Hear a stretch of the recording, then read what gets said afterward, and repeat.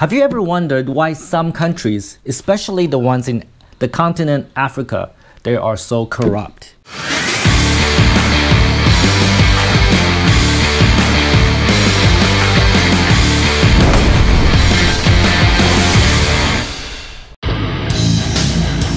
You know, if you're in Vietnam and want to know about business, actually, if you're anywhere and want to know about business, you might want to check out Tom Peng.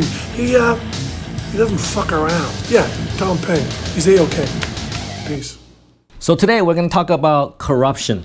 All right, there are a lot of very corrupt countries in the world, and they mainly concentrate in the African continent. There is an organization called Transparency International, and their job is to look at every country and look at how corrupt they are or how clean they are, how good their systems are, and give it a score. So they rank countries from, being very transparent and clean, good government, to very bad, corrupt, very bad human rights, and so on. So they rank every country in the world, 180 countries. You can go to their website. It's at transparency.org. And when you go there, you will see a map like this on screen. And you can look at each country. For example, let's look at Canada, right? So Canada is actually ranked number 13 out of 180. So it's considered a very good country in terms of corruption. There's not a lot of corruption happening in Canada.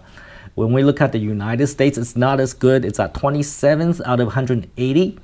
And if you look at Russia, it's 136 out of 180, so it's quite bad. If we look at China, then it's at 66 out of 180.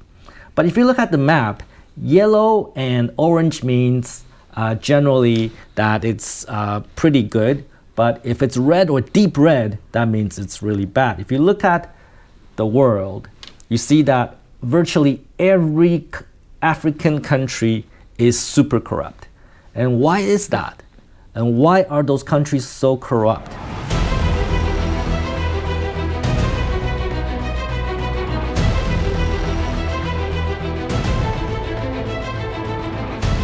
So how do we know a country is corrupt? So in a corrupt country, you can bribe the police, you can bribe the government departments, you can bribe the tax department, you can bribe the custom office, you can bribe the custom officers. And in some situations, for example, if your house is on fire, if you want the fire department to help you, you have to bribe them. If you need to go to the hospital because you're sick, you have to bribe the doctors, the office administrators to get help. Those are very bad things that happen in a very corrupt country. But have you ever wondered what causes these things to happen, right? Why is the police so corrupt? Why is the custom office so corrupt? Why is the tax department so corrupt? Why would a country allow its government to be so corrupt? And the reason is centralization of power.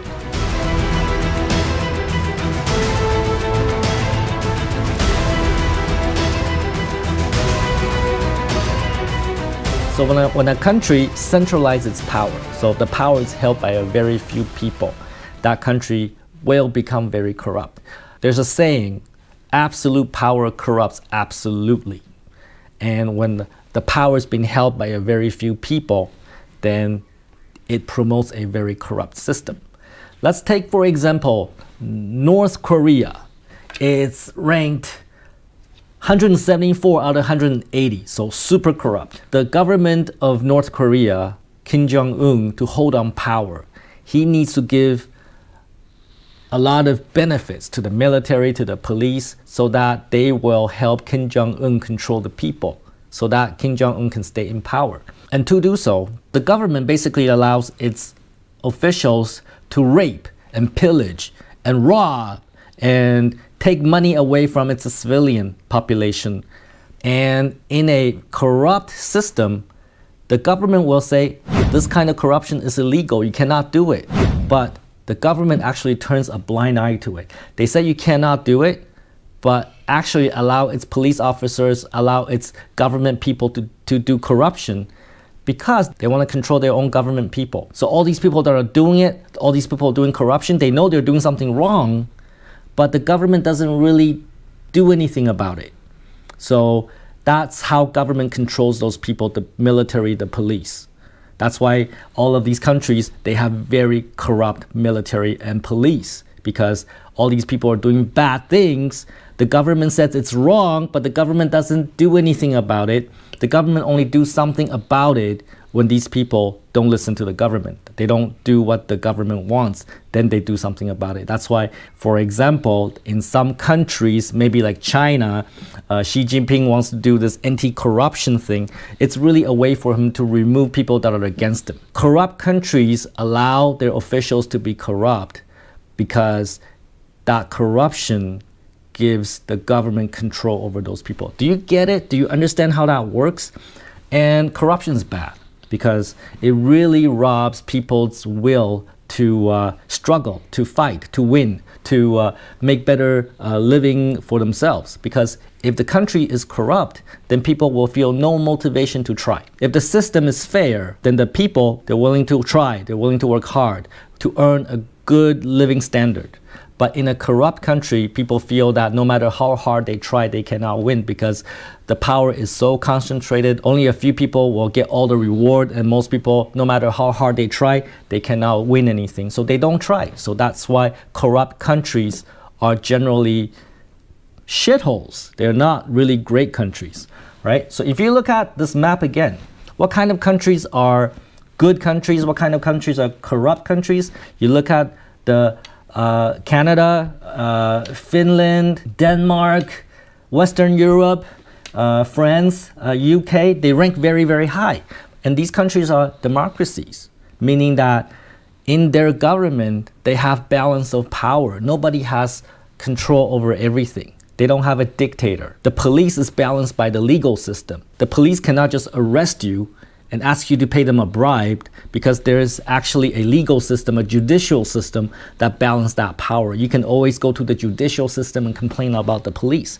In those countries, they generally have bodies of government that allows you to launch complaints. If you don't like the police, if you don't like what department, you can actually launch a complaint. And also these countries have free press, meaning that if the government is not fair, they can go to the free press. They can go to the journalists, they can go to the TV station, they can go to the newspaper and complain, and they will write about it. And so there's balance of power, and nobody has centralized power. People can complain about things that are not fair, and that's how the system stays very clean and fair for everyone. So in short, why countries in Africa, they are so corrupt? Because of centralization of power, power usually held by the dictator. And because the dictator wants to hold on to power, so they empower their police, their military, their government officials to do bad things to its people, and they turn a blind eye to it. And the government officials, because they get all these benefits from the government, they're not gonna do bad things to the government, thereby allowing the dictator to stay in power. Very simply put, that is the reason why these countries are so corrupt, and these countries generally do not become very developed. These countries generally become shitholes of the world, and that's why dictatorships are bad, and that's why we should all strive for democracy, freedom. That's why we should all strive for balance of power in our political systems, whether it's multi-party system, whether it's free press. All those mechanisms ensure people are treated fairly, equally, and that's how people are motivated to do great things for their country, for the world. Also, I like to add that, like corruption doesn't only happen in countries. Sometimes it happens in companies, even my own. Some bad things have happened in my company before. We have hired some really bad managers. They work like corrupt police in some corrupt countries. They basically demand their staff to pay them money to get some kind of benefit. Or, for example, the manager says, if I hire you, you have to give me how much of your salary. This actually happened in my company until I found out. Of course, I don't allow it. And if this happens in my company, I want my employee to report it to me, because I do not allow this. That's corruption. That is basically totally against my values. And I do not allow that in my own company. Any form of unethical behavior is not permitted inside my organization. I will never, never, never, never, never allow it.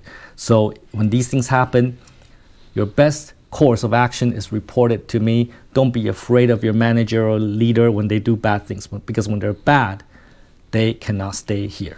All right? Take some fucking action. Corruption's bad. Don't be a fucktard.